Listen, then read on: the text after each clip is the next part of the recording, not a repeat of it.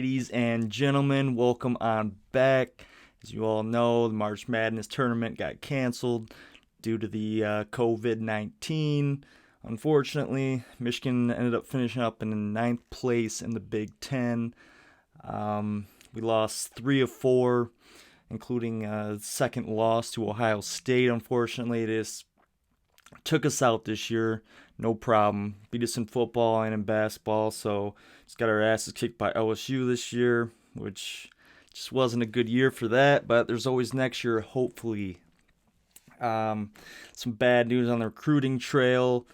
We got Josh Christopher. He's going to ASU to go play with his brother. We got Isaiah Todd not coming to Michigan. He's going to play in the G League. We got DeJulius and Castleton. They're both transferring out of the Michigan basketball program. And when those two were transferring out, I really thought for sure we were going to at least get Christopher or Todd, one of the two. But I was definitely wrong on that. But some good news for the recruiting. We're still at the top of the Big Ten. I believe we're 8th nationally ranked. We still got Zeb Jackson, Hunter Dickinson, Terrence Williams, Jace Howard are all still coming to Michigan. And, that's good news. It's still exciting to see. Overall, still a good year for the Wolverines. Coaching change, sudden coaching change. And, hopefully they can improve. And once Howard gets his guys in there, we'll see some improvement. So there's that. So now we're on to some football. We got the NFL draft tomorrow. We got a few of the boys in blue hopefully going to be drafted. We got center Cesar Ruiz. He's getting moving up the ranks. I think he's the top ranked center. They got him projected kind of going from the first to second round. I think the latest ones kind of have him in the back half of the first round. I know like Mel Kiper had him going to Seattle at 27. A couple of them had him going to the 49ers. So good for him. He was a stud at Michigan, and he was a solid guy on the line. So it's good. Hopefully he gets drafted high, and we see him go tomorrow in the first round. Up next, we got Donovan Peoples-Jones. He's projected to be in like third, fourth round. He did really good at the combine. He had a 44.5-inch vertical leap, broad jump of 139. And both of those were the first in the wide receivers. His vertical was actually the third best in combine history. And then his 40 time was 4.48 seconds, which is pretty good. He's more of a physical guy. He's got the build of a good receiver. He's like 6'2", 212, solid physical receiver. Once they use him in the NFL, it'll probably be a little bit better because, they can work on his route running and just use him how, Michigan doesn't really use their receivers that well, unfortunately. So, I think he'll be kind of like a steal in the draft for someone getting him in the third, fourth round, and, hopefully he does good. So next we have Josh Uche, and they have him all over the place. Unfortunately he didn't get to do the combine. I was excited to see his 40 time, and just, he's probably very powerful, and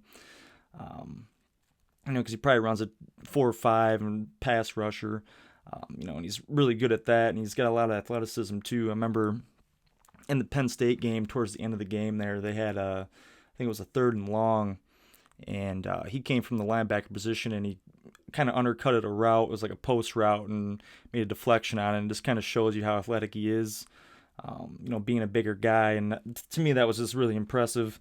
So, they got him going anywhere from the first to fourth round. So I wouldn't be surprised if he went in the first round, but so anywhere from there, they got him pretty high. And, that's what they need in the NFL now is pass rushers. He's probably not an every down guy. I think, Don Brown kind of shorted him with play time as well, especially the year when 2 years ago when they had Rashawn Gary and Chase Winovich. I thought maybe like on passing downs, third down or whatever, they would have put Rashawn Gary in the middle of the defensive tackle and then put Uche and Winovich on the outsides just to get a better pass rush, put your best athletes out on the field, but never really did do that. So, I don't know. His playing time wasn't a lot, but, he could be a specialist in the NFL, so hopefully they do. Vert Hill, they got him going from the 5th to undrafted. Ben Bredesen, 4th round to the 6th round. John Runyon, 7th round undrafted. And I did all these, I looked it up. I looked at Mel Kiper's draft or tried to find any information. There was Sporting News, had a lot of mock drafts, and then CBS as well. So I kind of took like an average of it or just put the rounds that they had him in there. Then Josh Metellus, 5th round to undrafted. Same with tight end Sean McEwen, 6th round undrafted. And you also have like Hudson that's coming out, Mike Dana, Jordan Glasgow, and Shea Patterson are all predicted to go undrafted, unfortunately. But hopefully, these guys get picked up in free agency and, they have a career with football. Alex, I hope it for all these guys. So good luck to all the Michigan players tomorrow night. I'm sure everybody will be watching because there's nothing to watch. I'm sure everybody's already binge watched all their series and whatever on Netflix or whatever streaming services you use. And there's no sports on, so this is the best thing we can get to sports if you're a sports fan. And I'm super excited for these guys and, fulfill their dreams and become an NFL player.